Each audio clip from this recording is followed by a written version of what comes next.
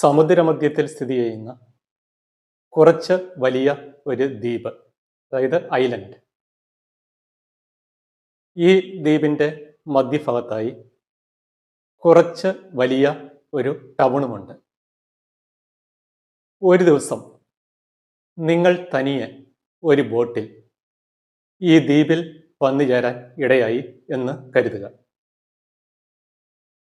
ഈ ദ്വീപിലെ ഈ ടൗണിലൂടെ നിങ്ങൾ ഇങ്ങനെ ചുറ്റി നടക്കുകയാണ്. ഈ ദ്വീപിലെ ഭാഷ നിങ്ങൾക്ക് അല്പം പോലും വശമില്ല.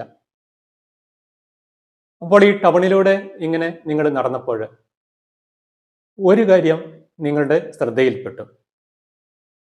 അതായത് ഈ ടൗണിൽ ഈ വാഹനങ്ങൾ മുന്നോട്ട് നീങ്ങിക്കൊണ്ടിരിക്കുന്നത് ചില നിയമങ്ങൾ അനുസരിച്ചാണ്. അതായത് ട്രാഫിക് നിയമങ്ങൾ.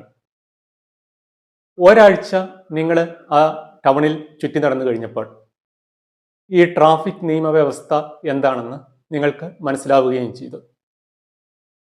എന്തുകൊണ്ടാണ് ഈ ദ്വീപിൽ, ഈ ടൗണിൽ വാഹനങ്ങൾ ഈ ചില നിയമങ്ങൾ അനുസരിച്ചുകൊണ്ട്, അതായത് ട്രാഫിക് നിയമങ്ങൾ അനുസരിച്ചുകൊണ്ട് സഞ്ചരിക്കുന്നത്? അതിന് പിന്നിലുള്ള കാരണം ഇതാണ്. ബുദ്ധിശക്തിയുള്ള ഡ്രൈവർമാരും അതുപോലെ ട്രാഫിക് പോലീസും ഈ വാഹനങ്ങളുടെ ഗതി നിയന്ത്രിക്കുന്നു. ഇനി ഈ ദ്വീപിൽ ഒരു ഓട്ടോമാറ്റിക് ട്രാഫിക് സിഗ്നൽ സിസ്റ്റം ഉണ്ടായിരിക്കാം. എന്നാൽ അതിന് പിന്നിലും ബുദ്ധിശക്തിയുള്ള മനസ്സുകളുടെ പ്രവർത്തനമുണ്ട്. ഇനി മറ്റൊരു ഉദാഹരണം നമുക്ക് പരിഗണിക്കാം. ഈ ഫുട്ബോൾ കളിയെക്കുറിച്ച് യാതൊരു അറിവും ഇല്ലാത്ത ഒരാളാണ് നിങ്ങൾ എന്ന് കരുതുക. ഒരിക്കൽ ഒരു സ്റ്റേഡിയത്തിൽ നിങ്ങളെ ഫുട്ബോൾ കളി കാണാൻ കൊണ്ടുപോയി ഇരുത്തി. അപ്പോൾ കുറച്ചു കഴിഞ്ഞപ്പോൾ നിങ്ങൾക്ക് മനസ്സിലായി ഈ പന്ത് കോർട്ടിലൂടെ ഉരുളുന്നത് ചില നിയമങ്ങൾ അനുസരിച്ചുകൊണ്ടാണ്. അപ്പോൾ 1 മണിക്കൂർ നേരം കളി വീക്ഷിച്ചു കഴിഞ്ഞപ്പോൾ ഈ ഫുട്ബോൾ ഗെയിമിൻ്റെ നിയമങ്ങൾ എന്താണെന്ന് നിങ്ങൾക്ക് മനസ്സിലാവുകയും ചെയ്തു. എന്തുകൊണ്ടാണ് ഒരു ഫുട്ബോൾ ഈ കോർട്ടിലൂടെ നിയമങ്ങൾ അനുസരിച്ചുകൊണ്ട് ഉരുളുന്നത്? അതിന് പിന്നിലുള്ള കാരണം ഇതാണ്. ബുദ്ധിശക്തിയുള്ള റഫറിയും കളിക്കാരും പന്തിൻ്റെ ഗതിയെ നിയന്ത്രിക്കുന്നു.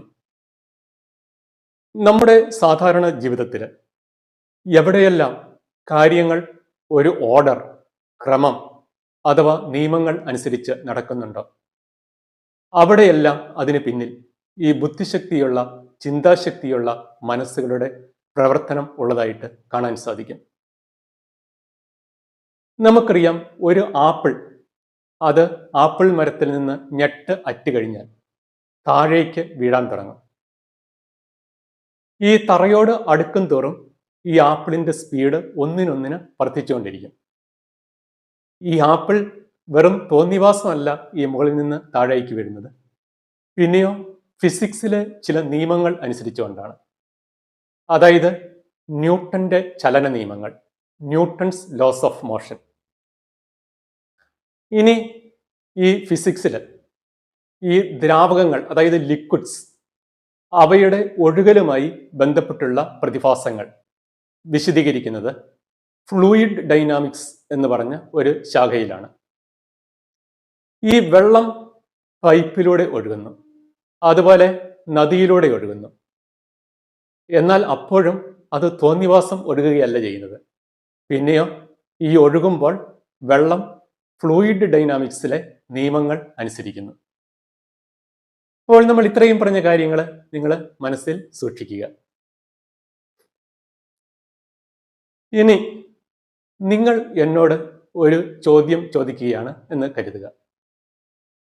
ചോദ്യം ഇതാണ്: എന്തുകൊണ്ടാണ് ഒരു ടൗണിൽ വാഹനങ്ങൾ ട്രാഫിക് നിയമങ്ങൾ അനുസരിച്ചുകൊണ്ട് സഞ്ചരിക്കുന്നത്?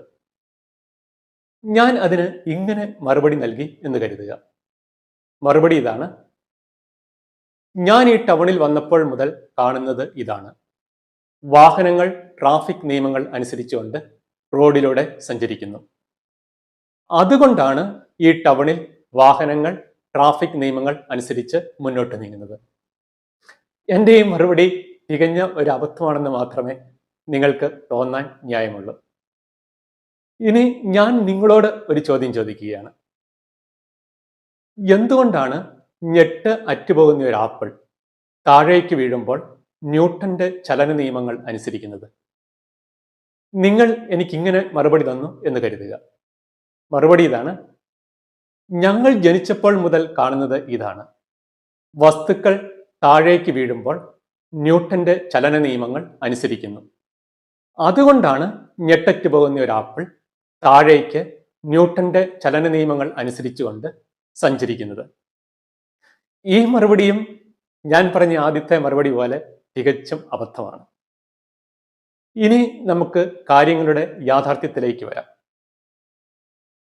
ഒരു ടൗണിൽ വാഹനങ്ങൾ ട്രാഫിക് നിയമങ്ങൾ അനുസരിച്ച് സഞ്ചരിക്കുന്നു. അതുപോലെ ഒരു ഫുട്ബോൾ കോർട്ടിൽ പന്ത് ചില നിയമങ്ങൾ അനുസരിച്ചുകൊണ്ട് ഉരുളുന്നു. ഇതിന് പിന്നിലുള്ള കാരണം ഈ വാഹനങ്ങളുടെയും ഈ പന്തിന്റെയും ഗതിയെ ബുദ്ധിശക്തിയുള്ള മനസ്സുകൾ, ചിന്താശക്തിയുള്ള മനസ്സുകൾ നിയന്ത്രിക്കുന്നു എന്നുള്ളതാണ്. ആപ്പിൾ ഞെട്ടറ്റ് താഴേക്ക് വീഴുമ്പോൾ ന്യൂട്ടന്റെ ചലന നിയമങ്ങൾ അനുസരിക്കുന്നു. വെള്ളം പൈപ്പിലൂടെ ഒഴുകുമ്പോൾ ഫ്ലൂയിഡ് ഡൈനാമിക്സിലെ നിയമങ്ങൾ അനുസരിക്കുന്നു. എന്നാൽ ആപ്പിളിനോ വെള്ളത്തിനോ ചിന്തിക്കാനുള്ള കഴിവില്ല, ബുദ്ധിശക്തിയില്ല, ഓർമ്മശക്തിയില്ല. എന്നിട്ടും എന്തുകൊണ്ട് അവ ഫിസിക്സിലെ നിയമങ്ങൾ അനുസരിക്കുന്നു? ഇതിനുള്ള യുക്തമായ കാരണം ഇതാണ്: അദൃശ്യമായ മറ്റൊരു ബുദ്ധിശക്തി ഈ താഴേക്ക് വീഴുന്ന ആപ്പിളിനെയും ഒഴുകിക്കൊണ്ടിരിക്കുന്ന വെള്ളത്തെയും നിയന്ത്രിക്കുന്നു എന്നുള്ളതാണ്. ഈ നമ്മുടെ ചുറ്റും നിരവധി ഭൗതിക പ്രതിഭാസങ്ങൾ, ഫിസിക്കൽ ഫിനോമന അനുനിമിഷം അരങ്ങേറിക്കൊണ്ടിരിക്കുന്നു.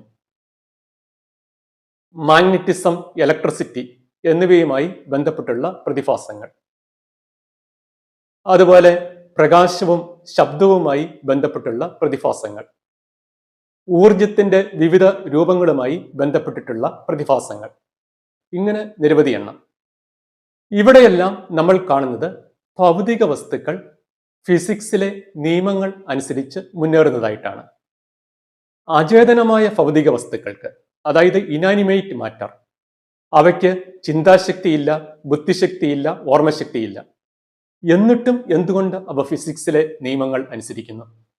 ഇതിനുള്ള ഉത്തരം അദൃശ്യമായ മറ്റൊരു ബുദ്ധിശക്തി ഈ ഭൗതിക വസ്തുക്കളെ അനുനിമിഷം നിയന്ത്രിക്കുന്നു എന്നുള്ളതാണ്.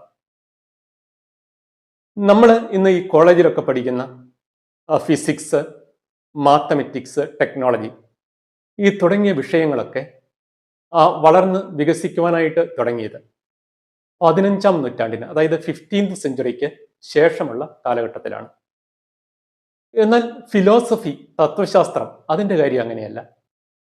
ക്രിസ്തുവിന് ഏതാണ്ട് 7 നൂറ്റാണ്ടുകൾക്ക് മുമ്പ് മുതൽ ഈ ഫിലോസഫി ഗ്രീക്കിൽ അതിൻ്റെ ആരംഭം കുറിച്ചിരുന്നു. അതായത് ക്രിസ്തുവിന് മുമ്പ് ഈ അരിസ്റ്റോട്ടിലിന്റെ കാലമൊക്കെ ആയപ്പോൾ തന്നെ ഈ ഫിലോസഫി ഏറെ വികാസം പ്രാപിച്ച ഒരു വിഷയമായി മാറിയിരുന്നു. നമ്മൾ കുറച്ചു മുമ്പ് പറഞ്ഞു, നമ്മുടെ ഈ പ്രപഞ്ചത്തിൽ ഭൗതിക പ്രതിഭാസങ്ങൾ ഫിസിക്സിലെ നിയമങ്ങൾ അനുസരിച്ച് സംഭവിക്കുന്നത് അദൃശ്യമായ ഒരു ബുദ്ധിശക്തി അവയെ നിയന്ത്രിക്കുന്നതിനാൽ ആണെന്ന്. ക്രിസ്തുവിന് ഏതാണ്ട് 5 നൂറ്റാണ്ടുകൾക്ക് മുമ്പ് തന്നെ ഗ്രീക്ക് ഫിലോസഫി ഇക്കാര്യം തിരിച്ചറിഞ്ഞിരുന്നു. അതായത് നമ്മുടെ ഈ ദൃശ്യ പ്രപഞ്ചത്തിന് പിന്നിൽ അദൃശ്യമായ ഒരു ബുദ്ധിശക്തി, അവരുടെ ഭാഷയിൽ കൃത്യമായി പറഞ്ഞാൽ ഒരു ഇമ്മെറ്റീരിയൽ റാഷണൽ പ്രിൻസിപ്പിൾ ഉണ്ട് എന്നുള്ള ആ തിരിച്ചറിവിൽ അവര് എത്തി. ഈ നമ്മുടെ ദൃശ്യപ്രപഞ്ചത്തിന് പിന്നിലുള്ള ഈ അദൃശ്യമായ ബുദ്ധിശക്തിയെ അവർ വിളിച്ച പേരാണ് ലോഗോസ്. എന്നാൽ ഈ ലോഗോസ് എന്ന് പറയുന്നത് ഒരു വ്യക്തി, പേഴ്സൺ ആണെന്നുള്ള രീതിയിൽ അവരങ്ങ് കടന്ന് ചിന്തിച്ചില്ല. പിന്നെ നമ്മൾ യോഹന്നാന്റെ സുവിശേഷം എഴുതുന്ന സമയത്തേക്ക് വരുന്നു. അപ്പോൾ യോഹന്നാന്റെ സുവിശേഷം 1-ാം അധ്യായം ആരംഭിക്കുന്നത് ഇങ്ങനെയാണ്: ആദിയിൽ വചനമുണ്ടായിരുന്നു, വചനം ദൈവത്തോടു കൂടിയായിരുന്നു, വചനം ദൈവമായിരുന്നു, സമസ്തവും അവനിലൂടെ ഉണ്ടായി. ഈ യോഹന്നാൻ തന്റെ സുവിശേഷം എഴുതുന്നത് ഗ്രീക്ക് ഭാഷയിലാണ്. അവിടെ ഗ്രീക്കില് യോഹന്നാൻ ഉപയോഗിച്ചിരിക്കുന്ന ഈ വാക്ക് ലോഗോസ് എന്നാണ്. അപ്പോൾ ഈ ലോഗോസ് എന്ന വാക്കാണ് നമ്മൾ മലയാളത്തിൽ വചനമെന്നും ഇംഗ്ലീഷിൽ വേർഡ് എന്നും ട്രാൻസ്ലേറ്റ് ചെയ്തിരിക്കുന്നത്. അപ്പോൾ യോഹന്നാൻ പറയുന്നത് ഇതാണ്: ആദിയിൽ ലോഗോസ് ഉണ്ടായിരുന്നു, ലോഗോസ് ദൈവത്തോടു കൂടിയായിരുന്നു, ലോഗോസ് ദൈവമായിരുന്നു, സമസ്തവും ഈ ലോഗോസിലൂടെ ഉണ്ടായി. പിന്നെ നമ്മൾ യോഹന്നാൻ 1:14 ഇങ്ങനെ വായിക്കുന്നു: വചനം മാംസമായി നമ്മുടെ ഇടയിൽ വസിച്ചു. അതായത് ലോഗോസ് മാംസരൂപം കൊണ്ട് നമ്മുടെ ഇടയിൽ വന്ന് വസിച്ചു. ഇങ്ങനെ മാംസരൂപം കൊണ്ട് നമ്മുടെ ഇടയിൽ വന്ന് വസിച്ച ലോഗോസ് ആണ് നമ്മുടെ കർത്താവായ യേശു ക്രിസ്തു